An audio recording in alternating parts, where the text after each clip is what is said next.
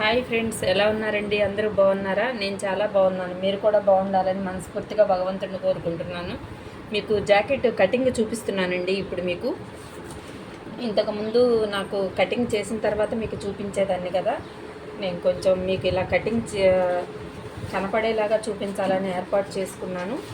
Please నన్ను కూడా support చేయండి. ఇది ఆది బ్లౌజ్ అండి.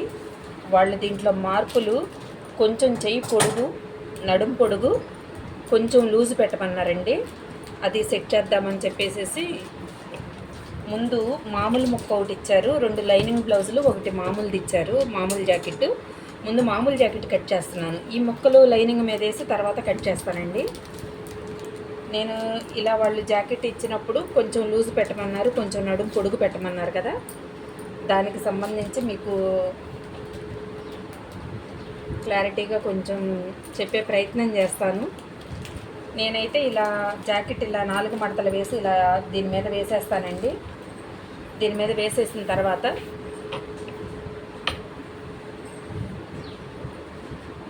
ఇలా కరెక్ట్గా వేసేసుకుంటాను.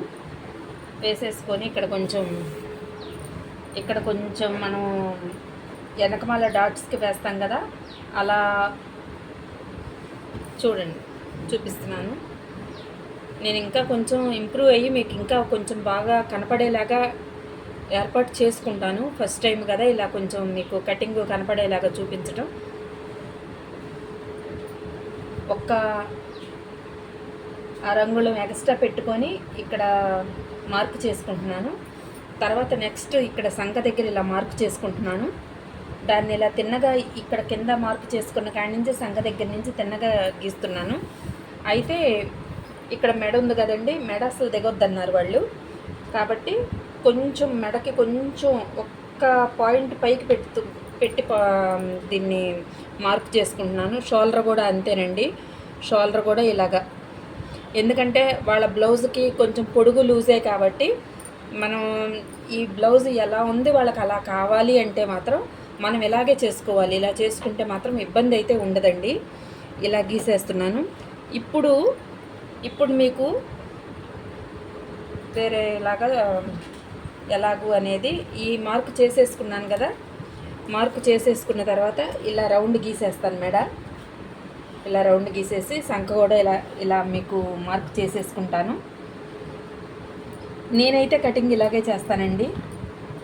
నాకు బ్లౌజులు అయితే తేడా రాదు.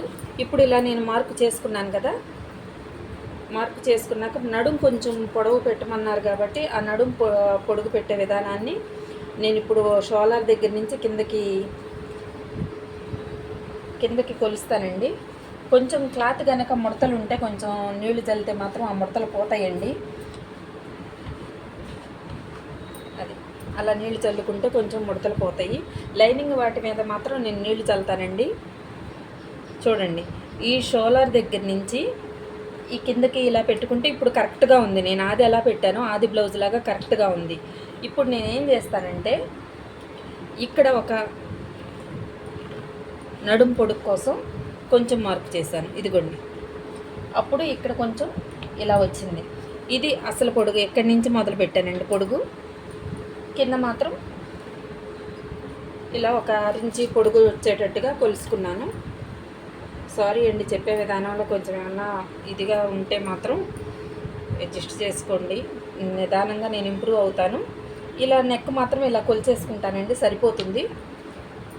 ఇక్కడ 6 ఇంచి పైకి పెట్టిన ఈ నెక్ ఇలా మార్క్ చేసుకునేసరికి సరిపోయింది. జాకెట్ ఆది మనం టేపుతో కొలత లేకపోయినా మనం చేయొచ్చండి. చూసారా, ఇలా కరెక్ట్గా వచ్చేసింది. ఇంకా దీన్ని మనం వాళ్ళ జాకెట్ ఎలా ఉంది అలా వేసి మనం మార్క్ చేసేసుకుంటే మాత్రం బ్లౌజుల్లో మాత్రం కుట్టేటప్పుడు కానీ కటింగ్ చేసేటప్పుడు కానీ తేడా అయితే రాదండి. మీరు ఇలా ఎలా కొలుసుకున్నా మీకు సరిపోతుంది. ఇలా కొలుసుకున్నా కానీ సరిపోతుంది.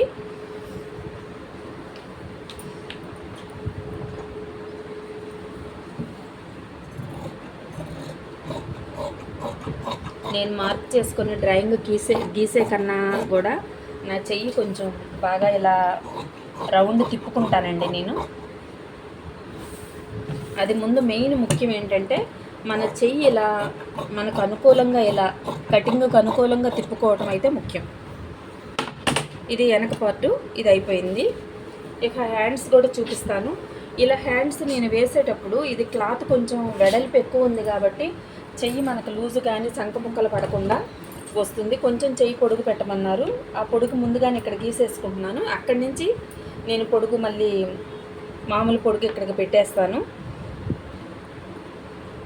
ఇలా నేనైతే ఇలా చేసేసుకుంటానండి.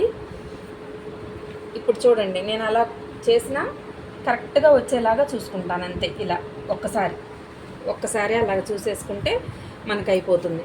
ఒక ఉజ్జాయింపుగా ఒక గుర్తు పెట్టేసుకున్నాం అనుకోండి, తర్వాత మనం అది పట్టినా కానీ మనకు ఒక అవగాహన అనేది వస్తుంది. ఇదండి డ్రాయింగ్.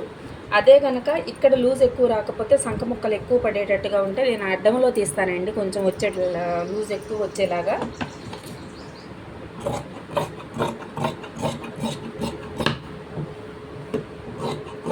ఇది ముక్క వెడల్పు ఉంది కాబట్టి అంతగా ప్రాబ్లం అయితే అనిపించలేదు. ఇలా కొంచెం మనం గుర్తు పెట్టేసుకుంటే ఇక్కడ కుట్టు పడుతుంది కదా, దీనికి కూడా అంతే. ఇదిగోండి, ఇక్కడ ఇలా కట్ పెట్టేసుకుంటే ఇప్పుడు ఈ క్రాస్లో ఎదరపార్టు తీస్తాను. అది ఎదరపార్టు అనేది ఇప్పుడు ఈ బ్లౌజ్ ఉంది కదా, వెనక పార్ట్ అయితే 4 మడతల బ్లౌజ్ వేసి పెట్టేశాను కాబట్టి అది అంత ఇది అనిపించలేదు, పెద్ద ప్రాబ్లం ఏమనిపించలేదు. ఇప్పుడు ఎదర పార్ట్ మాత్రం ఇక్కడ క్రాసు ఉంది కాబట్టి, ఈ ముక్క క్రాస్ ఉంది కాబట్టి ఇట్లా ఒక్కసారి ఇలా గీసేసుకుంటే ఇక్కడి నుంచి మనము ఈ గీసుకున్న దగ్గర నుంచి ఇక్కడ కిందకి షేప్ ముక్క తీసేసి ఇక్కడికి పెట్టేసుకోవాలి. ఇప్పుడు నేనేం చేస్తానంటే, నా ఆలోచన ప్రకారం నేనేం చేస్తానంటే ఊరికే ఒక డ్రాయింగ్ ఇలా గీసేస్తాను, ఇలా నెక్ గీసేస్తాను ఇలా. ఎందుకంటే ఇక్కడి నుంచి ఇక్కడికి పొడుగు ఆల్రెడీ చూసేసాను కాబట్టి మెడ నెక్ ఇలా గీసేస్తాను. ఈ డ్రాయింగ్ ఇలా గీసేసుకుంటాను. ఇలా చంక కూడా ఇక్కడి నుంచి ఇలా గీసేసుకుంటాను. ఊరికే ఇలా డ్రాయింగ్ మాత్రం అలా గీసేసుకుంటాను. ఇప్పుడు దీని మీద నేను ఈ ఎదర చెస్ట్ ఆది కానీ ఇప్పుడు ఈ డ్రాయింగ్ గీసిన దాని దగ్గర ఇలా పడతాను. ఎలా వచ్చింది, నేను గీసింది కరెక్ట్గా వచ్చిందా లేదని ఇక్కడికి ఒక్క పాయింట్.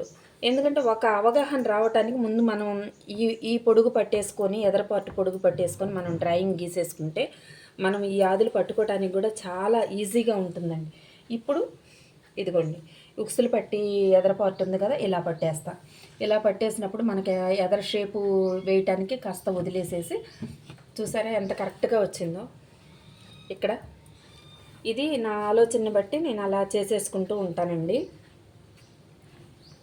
ఒక డ్రాయింగ్ అనేది మనం ముందు గీసేసుకుంటానండి, దాన్ని బట్టి మనము చేసేసుకోవచ్చు. ఇప్పుడు ఇది మెడ కొంచెం ఇక్కడ కొంచెం వాళ్ళకి చిన్న నెక్ కాబట్టి నేను ఇలా డ్రాయింగ్ గీసాను. కుట్టేటప్పుడు మాత్రం ఇక్కడ కొంచెం క్రాస్ ఎక్కువ పెట్టి ఇలా కిందకి కుట్టేస్తాను మొక్కేసేటప్పుడు. ఇంకా ఎదర పార్ట్ కూడా చంక కూడా మీకు యాజ్ ఇట్ ఈజ్గా వచ్చేస్తుందండి. ఇది చిన్న సంకలాగా ఉంది. జాకెట్ చూస్తే చెస్ట్ పెద్దగా ఉంది. ఎందుకంటే ఈ జాకెట్ ఆవిడికి భుజం ఎక్కలేదని అర్థం. మనిషి చాలా హెవీ సైజ్ బాడీకి ఇంత చిన్న చంక అయితే అడ్జస్ట్మెంట్ అవ్వదు. కాబట్టి నేనైతే వాళ్ళు కొంచెం లూజ్ పెట్టేసి ఇలా గీసేసుకొని కట్ చేసేస్తాను.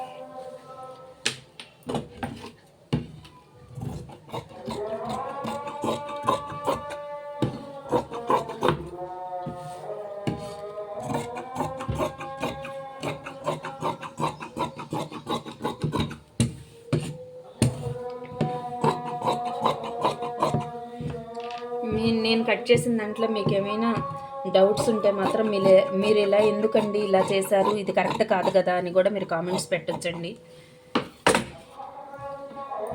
ఇదిగోండి,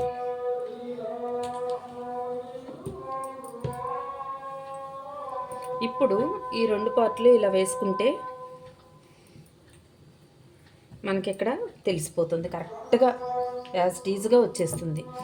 దానికి మనం విడిగా తీసేసిన కొంచెం మనం క్రాస్ తీసేసుకుంటే ఎదర పార్ట్కి సరిపోతుంది.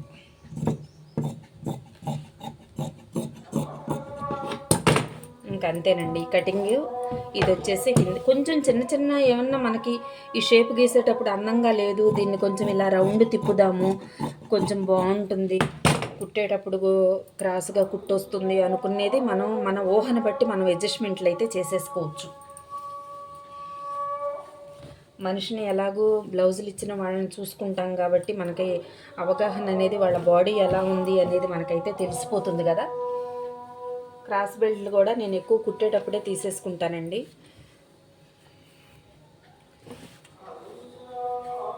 క్రాస్ బెల్ట్ కూడా ఇంతే, ఖర్చుతో కలిపి తీసేసుకున్నా, ఖర్చుతో కలపకుండా కొంచెం ఎక్స్ట్రా పెట్టి తీసుకున్నా.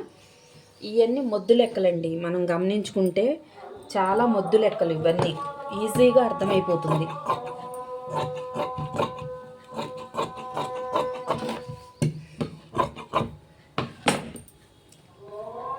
కుట్టేటప్పుడు మనకి ఎంత ఖర్చు కావాలి అనేది కూడా ఇవన్నీ కొంచెం ఈజీగా మొద్దు లెక్కలుగా పెట్టేసుకోవాలంతే.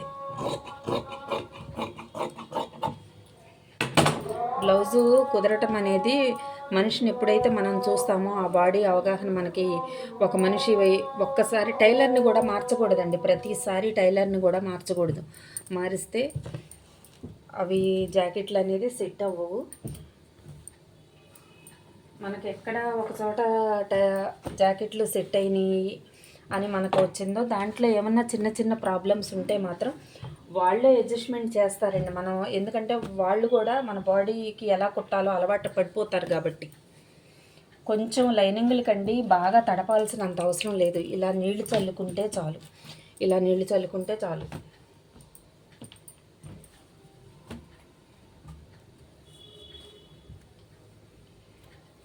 ఇవే కొంచెం సేపటికి మనకి ఆరిపోతాయి, ఊరికినే ఆరిపోతాయి. ఎక్కువ తడిపేసామనుకోండి అవి కటింగ్కి అస్సలు రావు కదా, మనం కుట్టేటప్పుడు కూడా సాగిపోతాయి. మనం చల్లిన నీళ్ళు దీనికే వినికిపోయినాయి అనుకోండి, కొంచెం బిరుసుగా ఉండి ఇస్త్రీ చేసినట్టుగా ఉంటుంది, బాగుంటుంది. ఇలా నీళ్లు చల్లి పెట్టేసుకోవాలండి లైనింగ్లో, ముడతలు లేకుండా. తర్వాత తీసుకొని నేను ఇప్పుడు మీకు కట్ చేసిన జాకెట్ పీసు ఇప్పుడు వీటి మీద వేసి కట్ చేస్తాను. నేను ఏదైనా ఈ పీస్ తగ్గిందనుకోండి ఎదర పార్ట్లో తగ్గేలాగా చూసుకొని అక్కడ అతుకు పడేలాగా ఎదర పార్ట్లో చూసుకుంటాను. చేతులు వెనక పార్ట్ మాత్రం ఫుల్గా తీసేస్తాను, అతుకులు లేకుండా తీసేస్తాను. ఇక ఎదర పార్ట్లో కొంచెం తగ్గినా దానికి అడ్జస్ట్మెంట్గా జాయింట్ ఎక్కడ పడుతుందో చూసుకొని జాయింట్ వేసుకునేలాగా కట్ చేసుకుంటాను. ఇదండి నా కటింగ్ విధానం. నేను ఇంకా కొంచెం మీకు బాగా చెప్పేలాగా, కొంచెం నేను అర్థమయ్యేలాగా చెప్పేలాగా ట్రై చేస్తాను. ఏమన్నా చిన్న నేను చెప్పిన దాంట్లో కొద్దిగా ఇలా కాదు అలా కాదండి కటింగ్ మీరు ఇలా చేశారు, మేమైతే ఇలాగే చేస్తామని మీరు ఏదన్నా కామెంట్స్ పెట్టినా, మీరు చెప్పే దాంట్లో కూడా ఏమన్నా ట్రిక్స్ ఉంటే నేర్చుకుంటానికి నాకు కూడా అవకాశం ఉంటుంది. నేను చెప్పినవి కూడా మీకు ఏమైనా ఉపయోగపడతాయి అన్న ఆలోచనతో కూడా నేను ఉంటాను కదా. థ్యాంక్స్ అండి.